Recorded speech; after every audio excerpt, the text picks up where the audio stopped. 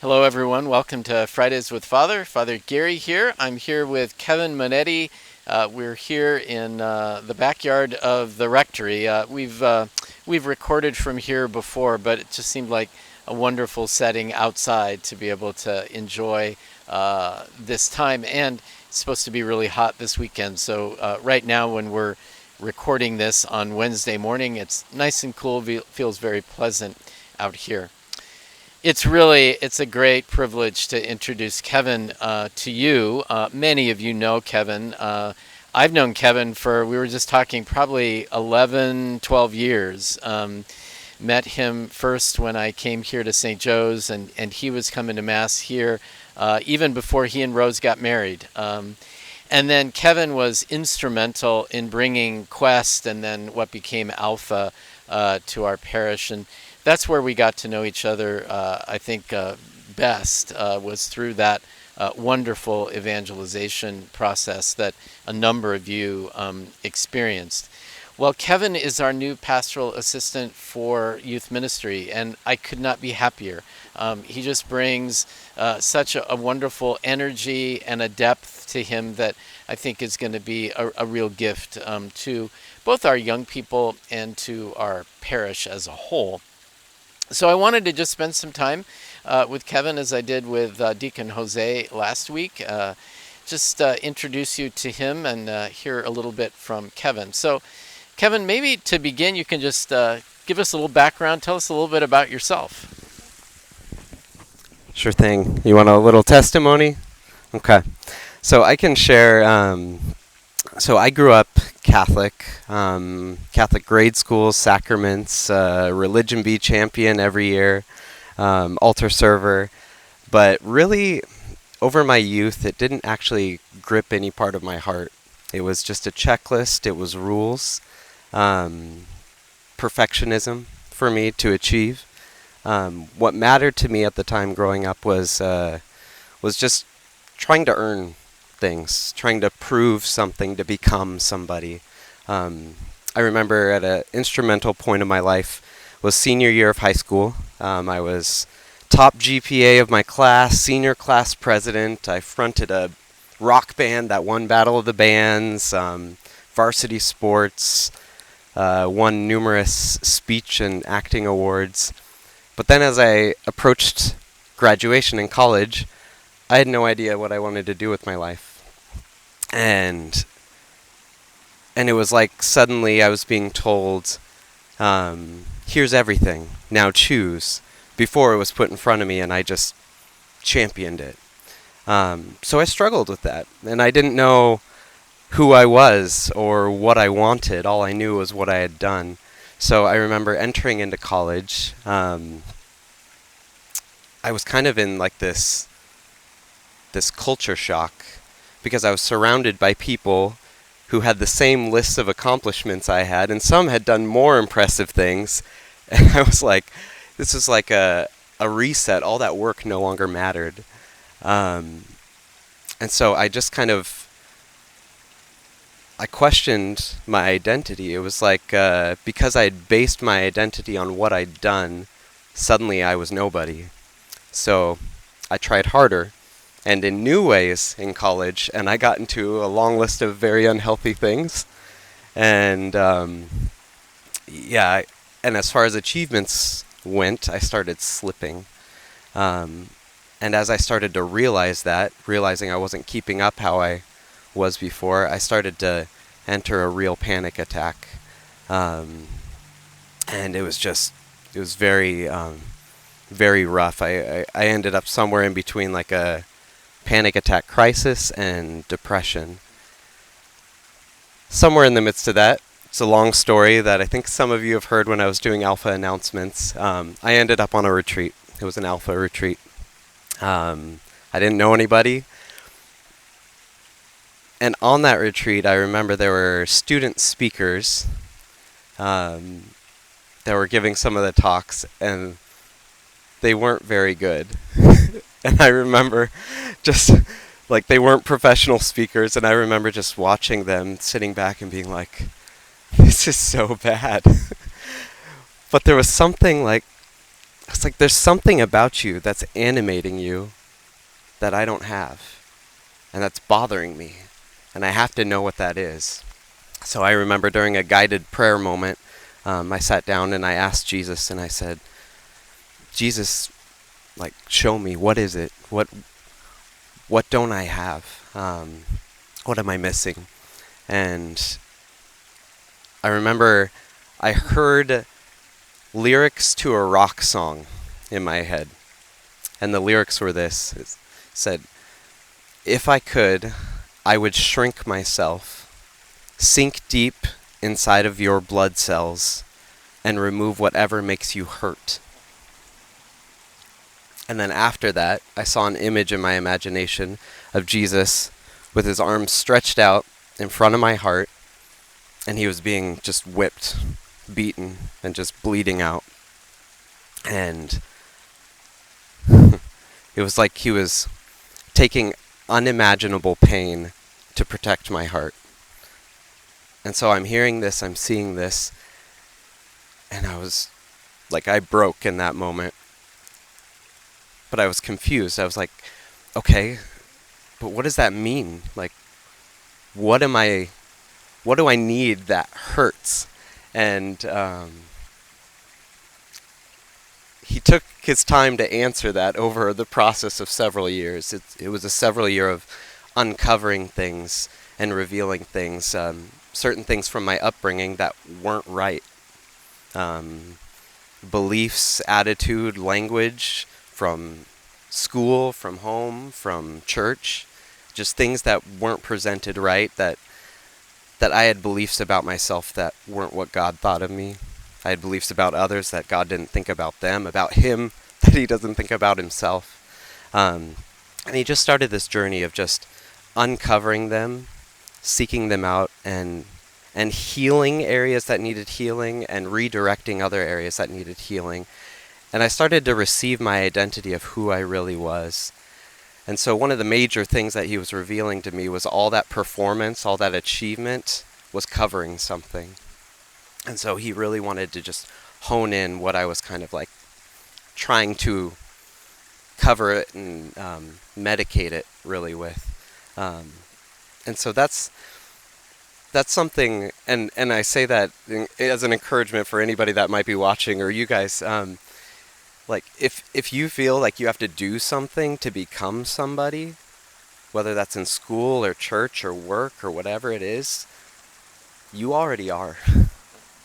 And God made you in his image and likeness, and that's something that I'm discovering every day. I still battle with a lot of these same things, but it's just a renewing, and then learning to hear his voice and hear how he thinks about you, and then responding to that, receiving that and responding to that, and then knowing like I can ask him for anything.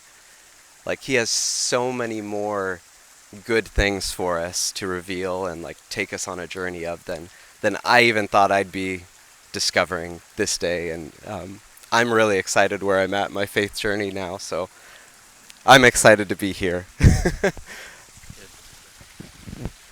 Thank you, Kevin, for that testimony. I've heard some of it before in Alpha, but it's always powerful to hear your story, because I think it resonates with so many of us of really allowing the Lord to heal our hearts, to change bad thinking, to really convert us to following him more closely, and to give us the kind of life that he really wants for us.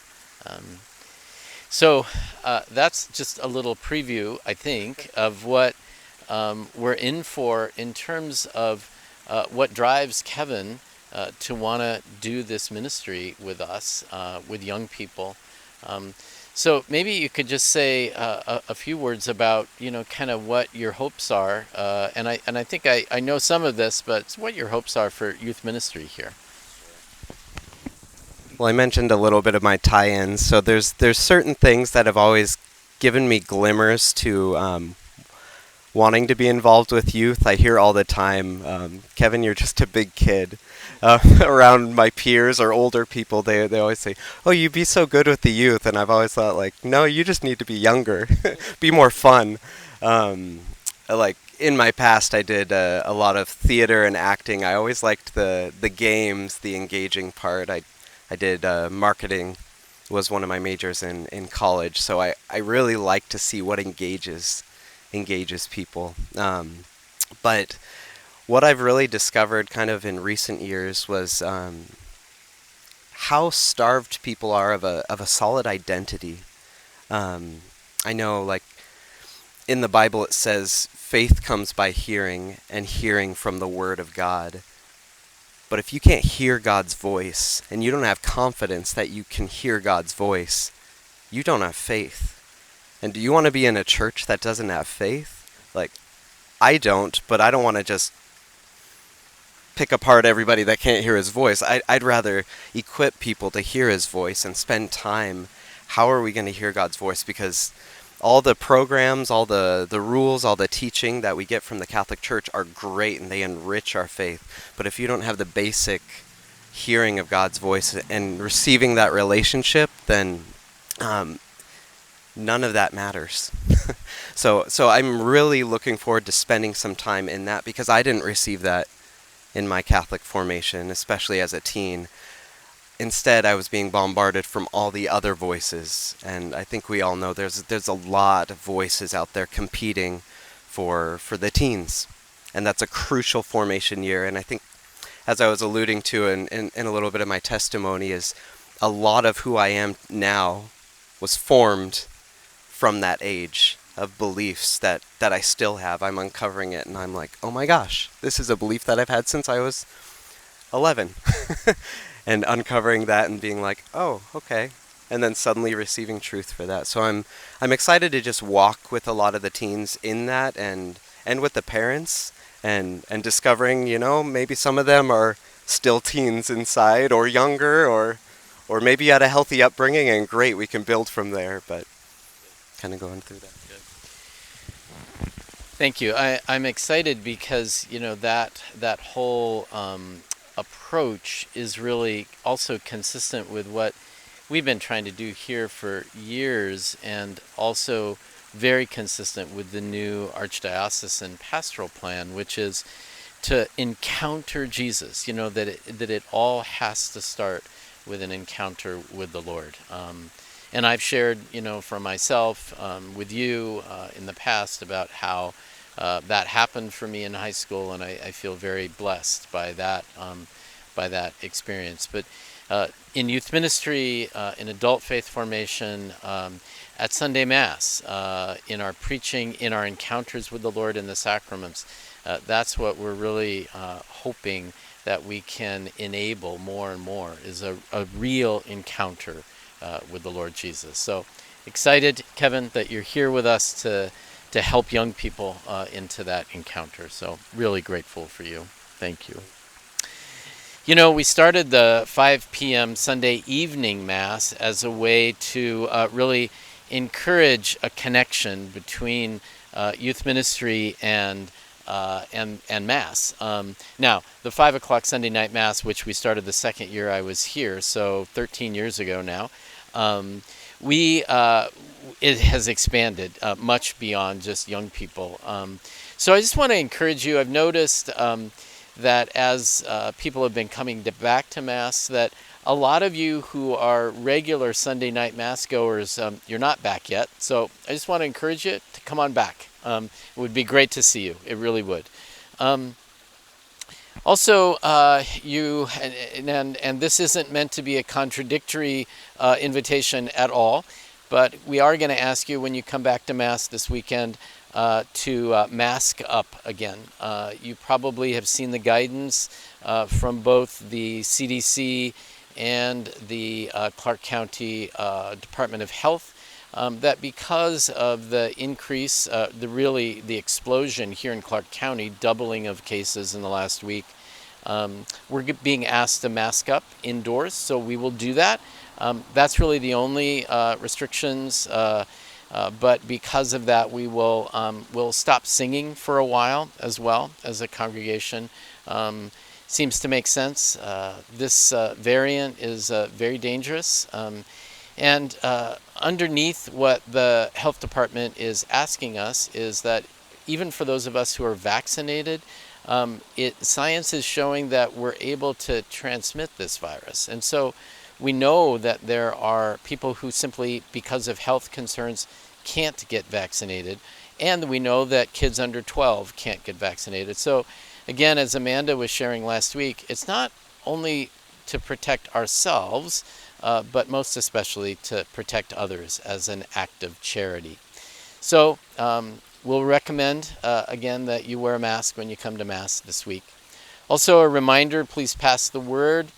Sunday afternoon from 1 to 4:30, we will be a vaccination site here at St. Joseph, so please pass the word. We will be administering the Pfizer vaccine, which means that children 12 years of age and older can receive the vaccine. You don't need an appointment. You can just show up anytime between 1 and 4:30. And again, please pass the word about that. Well, that's it for this extended version of Fridays with Father. It was great to visit with Kevin. Really look forward to seeing you this weekend, either in person at the 9 and 11:30 or online. Both of those live streamed, the 9 in English, the 11:30 Mass in Spanish, and then the 5 p.m. Mass on Sunday night. God bless everyone. Have a great weekend. Stay cool.